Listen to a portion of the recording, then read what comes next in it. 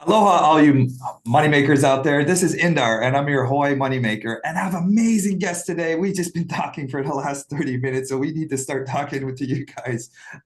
Excited to introduce Leka here. She's like my sister. She's amazing, amazing person. You guys are gonna get to know her in a second and love her as much as I do. She has a huge background in some high-end flips. She's doing commercial. She's been at this business for a while. I actually look up to her and some of the great things that she does as well, from raising capital and so forth. And super excited to have her on our podcast. So you guys be ready, and let's get this going. Just before we get started, I'd love it if you guys could subscribe below, and that way we can reach more people and just help people make their money work for them in any different way we can. Thank you guys, and let's get started in today's content. So thank you guys for listening, and super excited to have Lake on. So let's dive into how we know each other. Who are you, and all the good stuff, amazing stuff about you. We met. Hi, Inder. How did we meet? And I actually didn't remember that was how we actually met, as we were saying earlier. I thought, well, it was the event, but it was. Yeah, I have known Inder like a little over a year now and absolutely love him. I look up to him as honestly someone who um is crushing the flipping game. Someone who's just such a genuinely good guy. Um, and just someone that inspires me to no end. And so I'm excited to be here. And we know each other because we have a common friend, and that common friend was at dinner with Inder and FaceTime me, and that's how Inder and I met. And then we quickly grew to be like after one Zoom call, we just knew we had to be friends. And then luckily we were on the same mastermind. It was Brandon and Tarl's mastermind in Sedona. And was it Maui first? No, it was Sedona first. So, yeah. Sedona first. And we've just been friends since then. I feel like there's masterminds when we go and become friends with each other. Like we get friends really quickly. It's something about being like, because we're tearing down ourselves too in these masterminds. We're really diving Right. into all our struggles and problems. So it's like you become friends, like something that it would have grown like 5 years to be friends. Like we became closer friends just really easily and quickly. Instantly. Yeah. Instantly. Yeah. It's a weird description, but you know what I Yeah. mean, right? It's like you, Yeah, no, I you get it. Like, yeah, yeah, you talk it's about some deep things, and it's like, okay, now I feel like I just have known you my whole life, you yeah, know? exactly. Yeah, yeah, Yeah, yeah. It's like something it would have took me like years and years to build. We just built our right. friendship quicker than a normal person would. So maybe it Right. stems we have like-minded, we have the entrepreneurship background, we have a lot of same goals, same mindsets, all of that, Yeah. I guess stems together. Like it literally is like my sister. I swear to God, I think we're the same age, we have the same ethnicity, our Yeah. same mindset. You guys don't know, but I think we've been talking for like 30, 45 minutes even before this. And every time I'm talking to her, it's just amazing to talk and rap with her. Even the first time I talked to you, I think I talked to you for like over an hour. And I so, know. And I'm like, where did the time go? yeah, yes. But you're up in Seattle, and you've Yes. done some beautiful high-end flips and some really nice. You know what you gave me one time was I had the mindset that I wanted to do like 100 flips a year because I want to be like Ryan Panetta, and you said he's got to do 100 flips a year to do what we can do in 5 to 10 flips, a year, Yep. with our profit margins. And that stuck with me. And I remember that very, Yeah. very vividly because I was trying to do 100 flips a year. And, it's a lot easier to do, 10 to 20, whatever it is, a Yeah. year. And Yeah, because Ryan and I were on a bus ride in Maui one time, and we were sitting next to each other. And when he told me his business model and I told him mine, we were like, wow, we're making the same amount of money, but I work a lot less. And he yeah, has a huge team that runs all his flips, you know? yeah, So that's the difference is you can be, even just as one person, you can be flexible and nimble and do just as much. It just depends on the business model. yeah. Did you think about that beforehand, before you're on that bus, right? Like, were you trying to? do No, I more? didn't because you only talk to people from your own city who do the same things that you do. But Yeah. then when you go out and you meet people like Ryan or Ian Reeves, Mm-hmm. they do a lot of scale for a little profit, and we do a lot of profit with Mm-hmm. fewer deals because we just can't afford to do as many. A single family flip in Seattle averages at $1 million price point for like the acquisition, the rehab, and all the holding costs. And so it's impossible to do 100 flips a year. You're just getting my mind thinking, I want to try and do that. Like I like challenges. You're like, I want to do it. I want to challenge. Um, but so you've been flipping right. Actually, if you guys check out her Instagram, we can plug it now if you want. She has some really beautiful designs. I really like your designs and your creativity on it, Okay. which people don't realize it's really important in that high-end Yeah. market. Wouldn't you say that? How's that Yeah. creativity? It helps with selling Yeah. it, and how do you Over, how do you get to? yeah, over a certain price point, I think buyers become super picky and high maintenance. And so you have to basically adhere to their sensibilities. And Mm, so like if it's not a certain caliber of material or quality, then it just doesn't sell because at that price point they can get something better somewhere else. So yeah, yeah. it has to be a super well designed, good quality home. But it's all the little things, lights under the cabinets and accents. And do you Yeah. remember when accent walls were kind of not a thing? Like it was kind of a Yeah. ballsy move to be an accent wall because you weren't sure if people were Yeah. gonna like it. Now it's like you have to have it. Like it's like a mandatory thing at a house. Yeah, exactly. I actually just walked one of my flips that's coming on the market next Yeah. week, and we incorporated wallpaper into the house, and so it Mm. just looks really fancy and fun and So different. I'm so jealous. I want to do wallpaper too. There's no wallpaper people here that do it. So I have to Oh, have my contractor do it, and I'm worried because I don't want it to like the edges to peel and stuff. exactly. Yeah, so true. I've really been wanting to do. I even looked at Amazon for some wallpaper, see what I can find because we don't have it here. Yeah, But so we met at the mastermind. We really have the same goals and mindsets.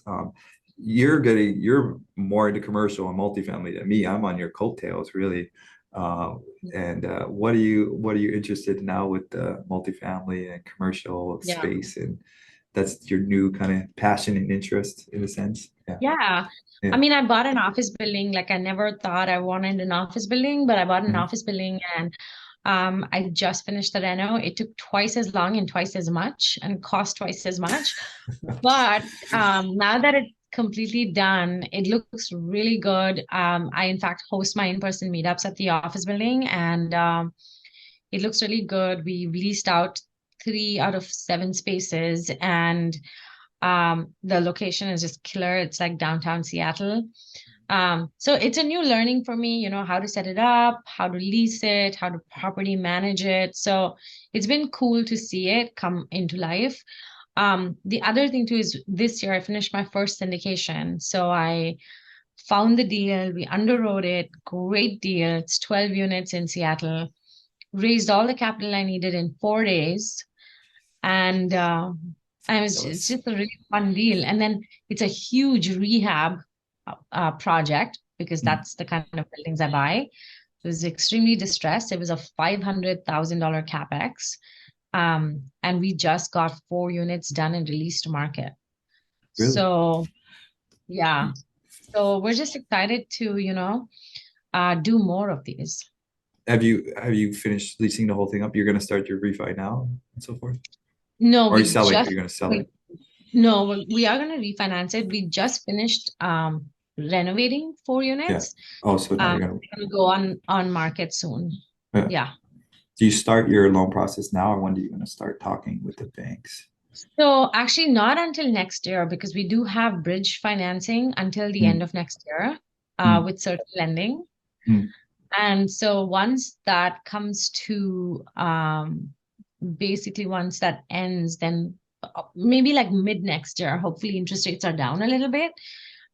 So we can start shopping it around for. And then Well, what if hopefully what about the idea of refinancing sooner than later so you can get the investors' money back and then you can use that money to do more, or I know your bridge debt is probably going to be the same as what what normal interest rate is right now at this point. So Actually, my pretty bridge close. debt is cheaper. It's cheaper. That's why we're waiting till end of next year.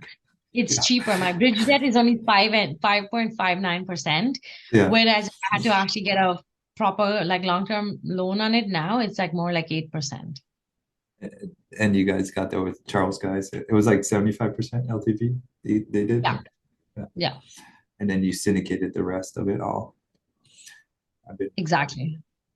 I've been so interested in wanting to do that syndicate model and so forth. What was the purchase price on it? The purchase was 2.45. Hmm.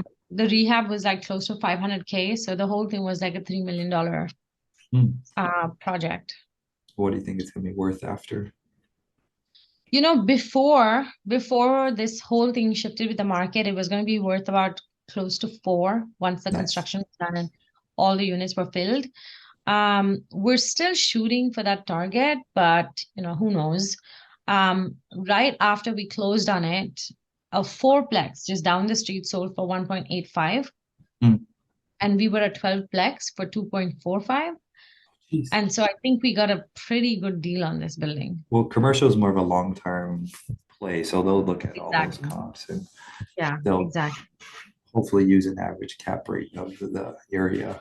I mean, Yeah, so exactly right. that cap rate shouldn't adjust too much Yeah, in yeah, that span of things. right. Um, Plus, I think anytime you're adding massive value by renovating the unit so much, you are raising equity instantly, yeah, yeah, you're forcing it. Yeah. forcing it. Well, Yeah. and you added rents, you raised rents, and hopefully lowered some expenses here and there. Yeah. As You know, people when we bought the building, listening, like the rents were at $8,000 for the whole building. hmm, And once we finish renting it out, it'll be like 20 to 24. what? Jeez, Yeah. it's not even double. That's like triple. That's amazing. Yeah. Whoever owned that That's how before was, badly managed this yeah, I was building gonna was. say whoever's doing it. But people who is listening out there, the difference what we're talking about here is in fix and flip, the valuation of a property, we force appreciation by adding rental, new floors, new windows, we're forcing the value in that way.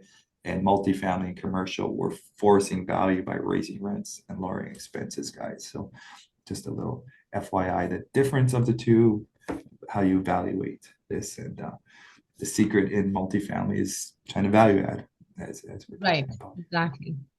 If anyone's listening, sometimes my wife tells me you got to keep that simple. Real estate's its own little language, lingos. Yeah. We're talking, sometimes there's so many acronyms. I'm guilty of Googling stuff sometimes. I'm like, what did they mean by that? That like, it's like three initials or something. Like, what the hell did they mean? Yeah, exactly right. What is ARV? Yeah, yeah. I mean, all of it. It's they Yeah. don't like to use single family, SF, or they don't like to use Yeah. purchase and sale agreement. I don't know why the whole abbreviation thing is a popular thing, but Oh, I cool. I guess never thought about it. we're always looking for shortcuts. Is that it? I don't know. That's so exciting. I love that you did the syndication model and you didn't just Yeah. do a normal fix and flip model, gap funds and Yeah. raise with investors. You went down that route because I've been myself wanting to go down the syndicate model, and I'm still inclined to do what was the whole model? Was it 70/30 and so forth? And Yeah, yeah, it was 70/30 with uh 5 year. It's a 5 year project. yeah, 3 to 5 years. Yeah.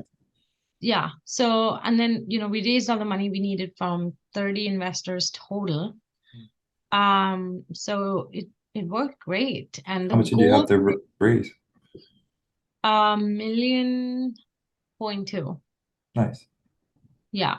And then the cool thing is too, I think, just this was like a proof of concept for us Hmm. to see how the back end systems worked, to see how, if we were even capable of raising money. Um, and then also how would we rehab an apartment building and then stabilize it. So this was a proof of concept. Once it's done, then we're going to start. I mean, we're already underwriting $5-10 million deals next. So Yeah. Yeah. hopefully we'll have one of those under contract soon. What did you find in the rehab of doing apartment buildings? Was it easier? I found it's almost easier than a house. So it is a lot easier because there's not a lot of structural changes and there's not a lot of design elements. Yeah. But at the same time, you have to make it tenant proof. So there's little things that we had to add and do. And then we found like these staircases inside the building that were Mm. not even being used. And so we incorporated those into the apartments. So each apartment ended up becoming larger because we were able to create like pantries and closets from the staircases. They're in the units itself, like these staircases. So these staircases were right in the middle of the two units. Mhm. So we like broke it and then incorporated those into the units. Oh, you opened the space up so you can go underneath the staircase in a sense and created more And space. no, the thing is like every unit has its own staircase going from the outside. So then these staircases inside were just redundant. Mm. That's So great. we need it. Yeah. Problem solvers. Problem solvers. That's Problem what we need. solvers, Yeah. creative thinkers. Creative thinkers. Yes. Yeah. People don't realize how much of an expertise you have to be in. Not expert, but you often there's no one You to have to ask. basically every day you have to think outside the box. And there's Yes. one more thing I'll say is, you can have a W-2, you can be a techie, you can be a doctor, you can be in medical sales, you can be all these advertising, whatever it is. You can show up to work and have a certain set of skill sets that you bring to work every Mhm. day, and that suffices, right?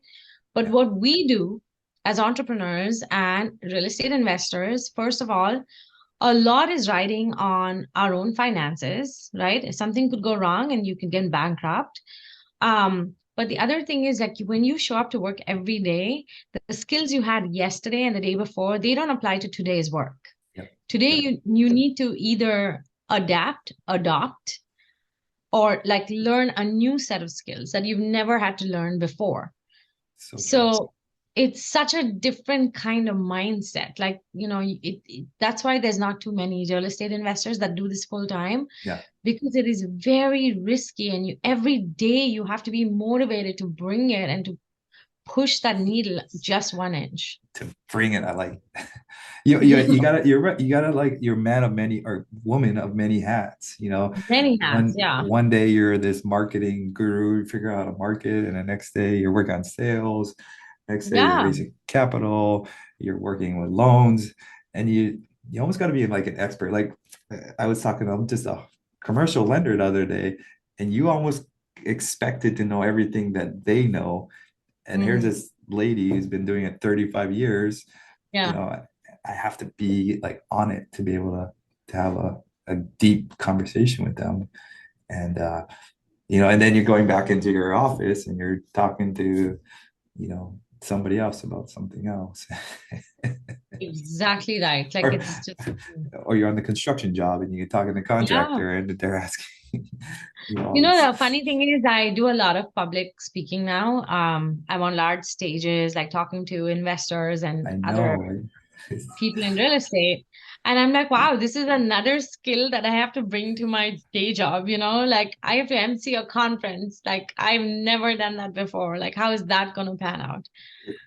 So it's kind of crazy. You're amazing up there on the stage. You are actually a great speaker, and Ah, I think you have a great passion or love or just I don't know. Everyone here that's ever met Leka is everyone's like loves you, and oh. they're so close to you. Everyone I've ever talking to, including myself, and so you have that friendship that comes off onto people almost like Brandon brings on his podcast. I feel like Brandon is everyone's best friend Yeah. through his podcast, and you portray that as well. And that's Oh, that's key to building rapport and trust. And yeah. it's a great characteristic to have. I wish I had it more too sometimes. No, you do. You are so like No, I'm trapped in charming my and head. genuine and I'm trapped in my head most of the time. thinking about the million and we have 18 flips going and something has happened somewhere. Yeah. Story of our lives. Yeah, exactly. And trying to do bigger and trying to grow. Well, let's talk about that. Yeah. Why didn't you just stop, or stop and steady where you're at? Why do you keep growing? Why do you keep pushing? What do you think it is in you that keeps, because I mean, you could stop. You can be completely fine right now. Your husband has a great job. You guys are well off. Like you don't have to keep going. Yeah. What is it? My problem is that I love to be in front of learning curves. Mhm. And like, I don't like being complacent. It scares me. And so, like, once I've like flipping homes, I can do that in my sleep now. Yeah, I know what you mean. So, so I'm like, okay, now what's next?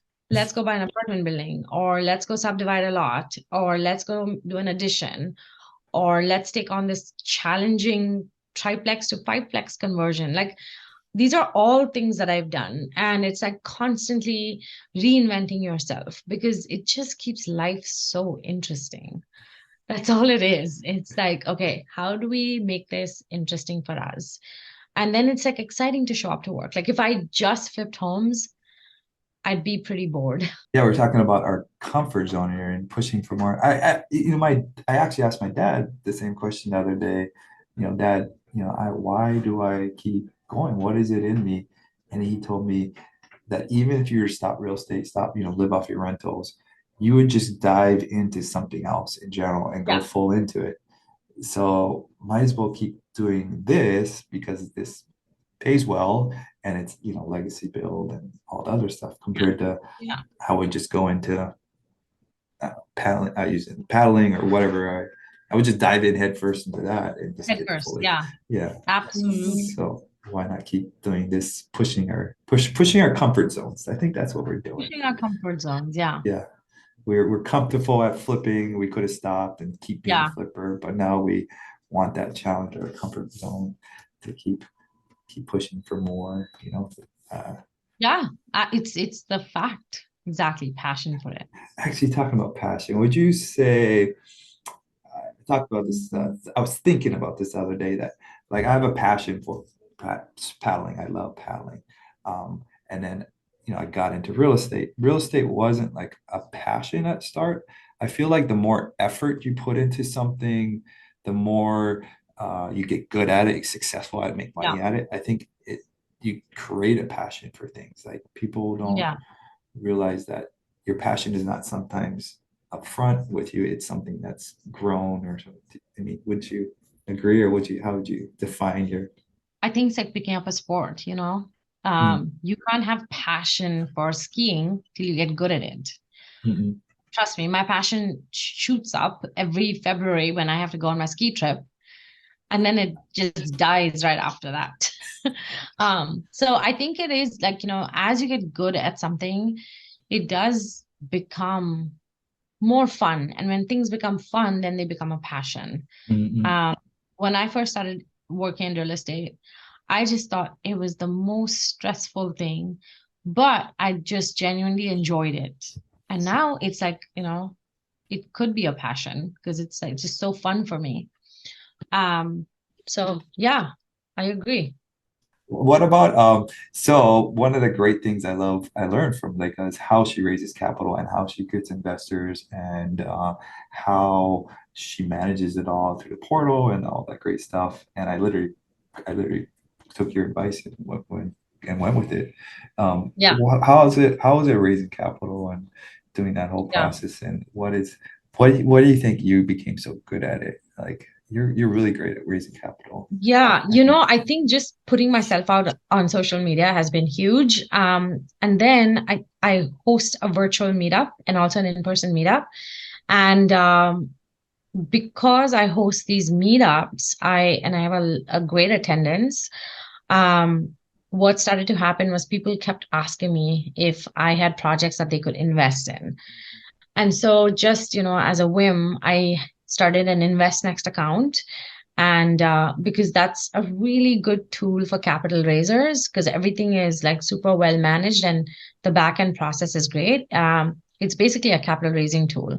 So you can do everything from collecting data to collecting funds, like having all of your docs, whether it's promissory note or whether it's your general partnership agreements, LP agreements for syndications, because it's also a syndication tool, like it's an investor management tool for syndications. So I was like, okay, what, I don't have a syndication. Why don't I just learn to raise capital on this tool?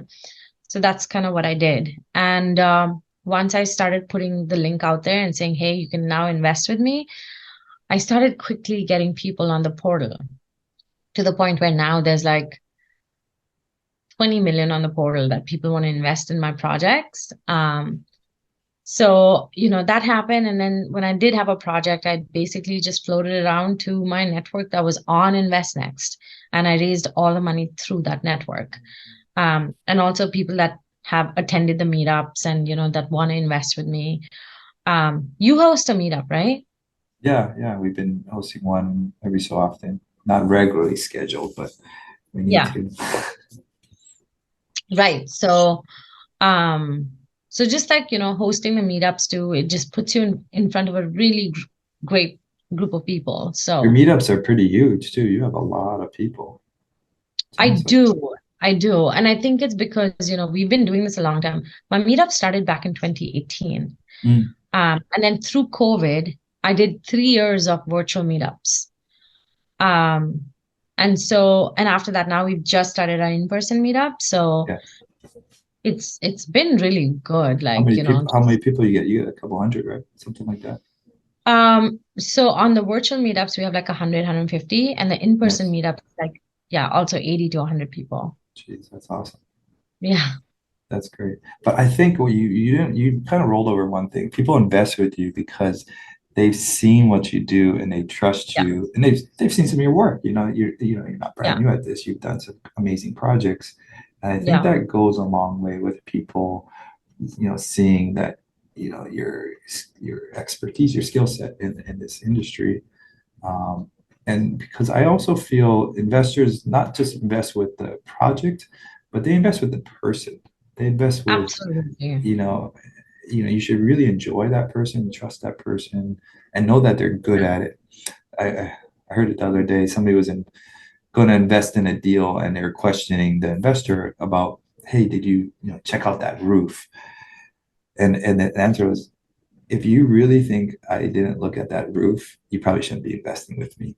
You know, Yeah. it's you're investing with somebody that has the knowledge to know that he should be looking at that roof, Exactly. or know that he Exactly should right.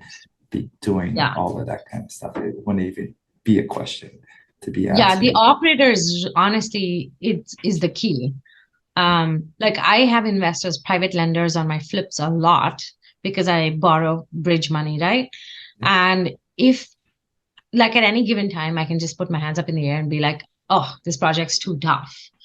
But I have a track record of having close to like 40 private lenders, and I've never defaulted in any of my loans. Any.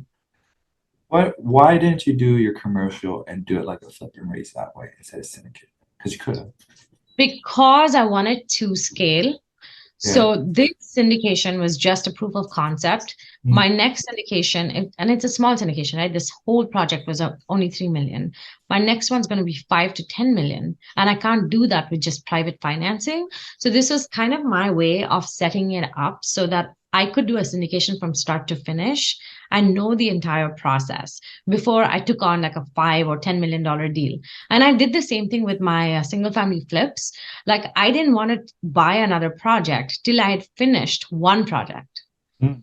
And once I did one project and I like bought the deal, I closed on it, completed my rehab, I put it on the market, then I sold it and I closed escrow. It was only after I closed escrow that I said, okay, now I have the confidence to go buy a second project. Mm. Once I did my third project, then I did 8. But till I got the hang of it, I wanted to do it one or two at a time. And this is Right. also my advice to a lot of new investors. Like people get into it and they're like, oh, let's buy that building and this building and that house and this house. No, like understand what you're doing. Like, right? It's already a very challenging, hard process. Anything can Yeah. go wrong, and a lot of things will go wrong. Yes. So same with having partners. Like if you don't, you guys may be best of friends, but do one project before you start scaling with your partner to see how what you each bring to the table. Yeah. Yeah. Yeah. That's so true. I love that. It's like a proof of concept. I love that idea of how to, you're not looking at it for today and now. You're looking at big picture. You look at growth Yes. mindset. Like how do I grow? How do I scale from the Yeah. off the bat? And this is what it'll take to And scale. like which of my team members is going to bring it, which of my team members is going to drop the ball. Like, it is so much to think about. It's not just about you. Yeah. There's just so much going on. So yeah. And yeah, and not manage the construction and the team and all that other hundred and stuff that we're not even talking about that Yeah, things entails. exactly. Yeah. And then like property management, like are they like able to lease it? Like, is this the right person for your Mm, um project? Like this is so much. So yeah. you got to be really. Do you have property manager on your commercial one? Yes. So my property manager is someone that manages all of my portfolio. Mm, So he manages all my single family, my multi-family, and also my apartments and my office. So my commercial. So he manages all of it. that's great. That's great. You have somebody to trust. I kind of micromanage my property manager. I always have meetings with Yeah. them. I'm always like kind of on them nicely, but Nicely. Yeah. yeah, asking Yeah. Me numbers too. and stuff. Yeah, you got to micromanage them, and Yeah, for sure. you can't just let it go. People think, oh, you get rentals and you don't see them again. And no, you're still, even if you have property management, you're still involved heavily in it more than people realize. Exactly. With all, maybe you're not calling that contractor to do work, but you still are heavily involved. Yeah, exactly. People, think it's I think people have that mindset sometimes. Oh, you get a rental property, you can live off of that, and you're gonna have a property management. I think Yeah. that's the wrong mindset sometimes, just because one, you can't live off of just one or 10 rentals. You gotta have some No, kind of other income to offset you, or if you have something break, a new roof for 20 grand. I just have a roof I just signed for 15 grand for one of my rentals. If I was trying to live off of that rental, you'd be screwed. To totally. Yeah, a war exactly right. chest if you don't have a war chest going on. So Yeah. um, I love talking to you. What is some of your stuff that you've been working on today, or what have you been struggling with? Anything, or what changes? Oh, I know I just asked you like three questions, but okay. So what I'm working on right now is three single family flips, two in state, one out of state. My 12-unit apartment building, getting my 7-unit office building leased out. Mm, Um, and then I just got permits to a triplex to fiveplex conversion. mm. Yeah, so that's what I've been working on, and also underwriting. Triplex to fiveplex conversion. So you're going to convert it to a fiveplex. Wow, that's a Yeah, great idea. so basically there's a basement unit. The basement Mm. is just like a dingy concrete right now and needs to be converted to a fully functioning unit. Oh, it becomes Um, commercial then. So you're taking from single family to commercial. Yeah. to from yeah, Mm. yeah, conventional to commercial. And then there's a top unit, which is just a single unit, which we're gonna put a wall in the middle and make it a 2-unit. Oh, that's great. I love the creativity of being able to add value in finding what others may not see. I can do this, Yeah, for change that. sure. I mean, that's what it takes. I see a lot Absolutely. of dadoos, and the whole dadu thing is huge up there. What's the whole boom up there? I'm just curious. What's the Yeah, big because we don't boom? have enough inventory, and so like every house was getting 30 offers. And so the city of Seattle said, okay, if you have a lot that is more than 5,000 square feet and you have a lot of space in the front or the back, Mhm. then you can build an additional unit. Once it's built, you can subdivide it and sell it off as its own home. Hmm. So they'll allow that. That's easily. That's Yeah. amazing. So like I I, have a lot that I own free and clear in a part of Seattle called West Seattle. And Mhm. I can build a single family home, an attached ADU, Mhm. and a detached a dadu. So you have two other properties on it and a lot. You can have, yeah, 3 properties total. Wow, that's amazing. And you can sell them off too separately. Yeah. That's is the permitting process is that simple or is it do they allow Actually, it's very simple because really now there's so many people that do it that it's gotten that much easier. And yeah, it's crazy. like a couple 3 to 6 months to get a permit for that? Something. I think even sooner. Really, man, it's like a Yeah. year to get a It's like an permit over to the counter, like here's your dadu permit. I mean, it's oh my not, God. but it's still like Yeah, yeah. pretty, Yeah, yeah, as long as you had it all right, the plans. yeah. I wish they would do that in Hawaii. I have a friend who's literally all he's targeting is all these dadu stuff. That's all he's targeting. He's putting offers in just to find stuff he can dadu on. It's Yeah. That's a smart business model. yeah, It's more work, but more it ground works. up. Yeah, yeah, yeah. I mean, it works, especially if you can sell them. Our question, investor insight today, this week, we have a question is, uh, how did it feel going from a 9 to 5 paycheck to going to uh, waves of money? Is it scary? I don't know about waves of money, but is it scary? What do you think though was the process of leaving your W-2 job to investing? Uh, I'm curious to hear what you're going to So say because it's I, funny because I did not have the golden handcuffs. yeah.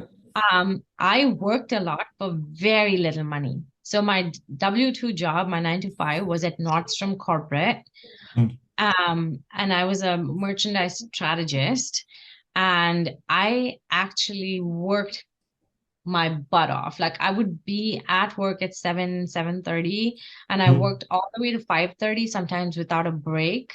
And I just sat in front of a computer and worked all day. And it was a really fun job because I was buying like special occasion dresses and evening gowns and Oscar gowns and all that.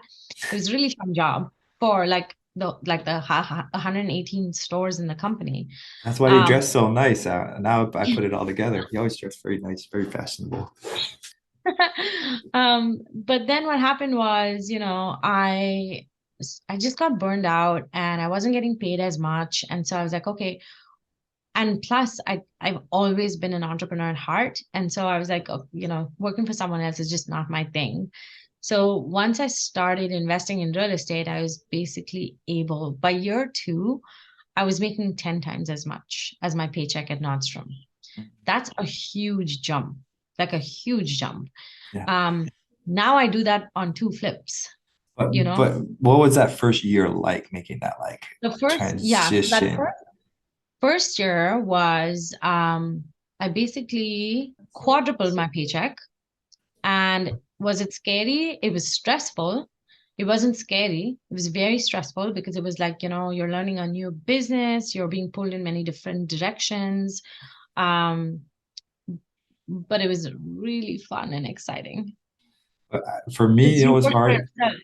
It was getting used to getting paid every Friday and having that Yeah, steady income to now, you don't get paid on a flip until 6 months later or something, which yeah, is great money. But that was a big struggle for me to get used to that lifestyle. yeah, And 100%. when you do get paid, not to spend all your money, you know, Yeah, no, because you have to 100%. make that money last through the Yeah. year or the years ahead.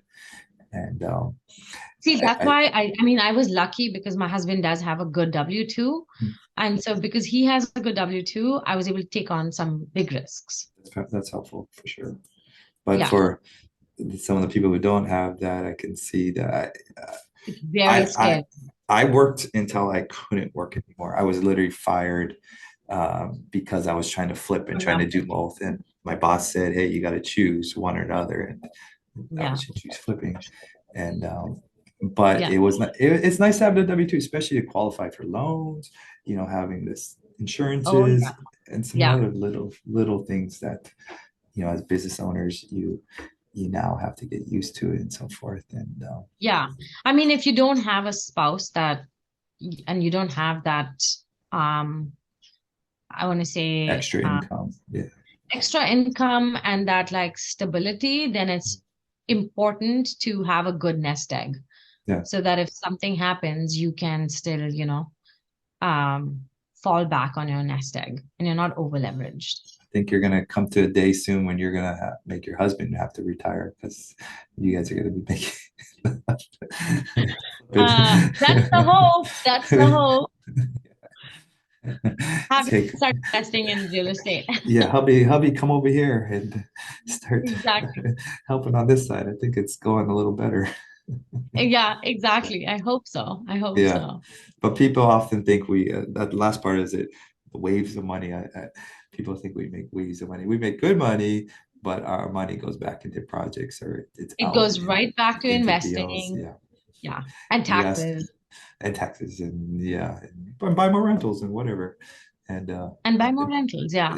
yeah, It's like a I, bug. Like you're bitten by a bug, and like no matter what you do, you want to go buy that, oh, that shiny distressed property. I call it the shiny distressed property because it's like a shiny object syndrome. yeah, it is. It You just is. have to do it. You have to get it. You rather have Yeah, the cash have flow. to get Like it. it's so true. But Exactly. every investor I know is cash poor, property rich, basically is the term. Yeah. So got just Yeah. enough cash to keep the lights on and the doors running and the company moving and keep on buying more rentals. And, More rentals. Exactly right. yeah, yeah. So it is a little scary on in our side too. Yeah. True. But so the last segment we talked about is the deal of the week. Um, are you raising any money for any particular deals? And do you have any projects or events that you want to talk about? You want to? Yes. So I host a virtual meetup and it's once a month that and you can attend from anywhere. So you can certainly attend from Hawaii. We have people from literally all over the world. Like we have people from Haiti, from Trinidad and Tobago, India, West Indies. Germany, West Yeah, Indies. my my mom's from Guyana, Yeah. so yeah, Oh, sweet. So yes. see, we have people from all over attend, so you can definitely attend. It's once a month. It's on my social media. It's on my Instagram. It's on my LinkedIn. So you can get all details to that event. I am raising a fund. It's a fund just to invest in my ongoing projects, and that's an open fund, so anyone can invest in it. Right now, I don't have an actual deal, but we're busy underwriting. It's just So how that does that the work? seller, They can go on your platform, they can click yes. commit. So they can, yeah. So you can go on my website, rehabithomes.com. There's a tab to invest with me. And once you go on the tab, you will be directed to my portal. Mhm. And my portal has all the information. And it's an open fund, so you get to choose the type of deal or you define some of the deals on there, basically. Yeah, so it's not tied to any deal. It's just tied to the company. Mm. Mm. Nice. I want to copy that Yeah. model myself. Yeah. I And it's just want a to hear fixed more. interest rate. And yeah, it's a fixed interest rate. It's a 1 year loan term. Mm. Yeah. I love that. I want to copy some of that. I love how you raise capital. It's great. But it's the name of the game. It's finding good, It is. yeah, Totally good is. Yeah. investors. But we're also having great deals to provide for investors as well, Yeah. which is the name of the game both ways. So, Exactly um, right. Yeah. but talking about that, the last part is how can people find you, of course, and what's a great ways for people to come bug you with a million questions. Yes. So I'm on Instagram, like I said. I'm also on LinkedIn, Leka Devatha. You can find me on both platforms and go on my website. You can email me through the website. So, and the website is rehabithomes.com. Nice. And you're all over a ton of hosts on podcasts now, and you're on a ton of big meetups. I'm going to see you up on stage, and I'll be like, I know you. You'll be right on stage with me. I gotta, I gotta get my name out there. I'm Yeah. a little longer of a flight sometimes, so it's harder to get to the events. I would be at every event if I could. It's like a 6 hour flight, no matter what, whenever I go anywhere. So I know. It's crazy. I don't have that luxury of a little hop skip sometimes. But thank you so much. Yeah, thank you so much for just Thank being you on so much, the Sundar. This podcast, was and we're super awesome. excited just to talk story with you. I love just Yep, talking story with you. We kind of threw out the whole notes out the window. We just talked. Um, so that's what's fun about it, and I think people will enjoy that too. that's That awesome. you know, Yeah. be able to hear a real live conversation in a great atmosphere. But thank you Exactly. guys. Thank everyone for listening, and thank you guys so much. And yeah, ask some questions, comment on here, and of course, we'll answer all your questions. And of course, like and follow and all the great, awesome stuff. Just do whatever you want, but like us, ask questions, learn more, and keep growing. So, aloha, guys, and thank you guys. Aloha. Say aloha. Oh, aloha. Aloha. I should put that Oh, there. mahalo. Alice, thank you. But, Mahalo for listening.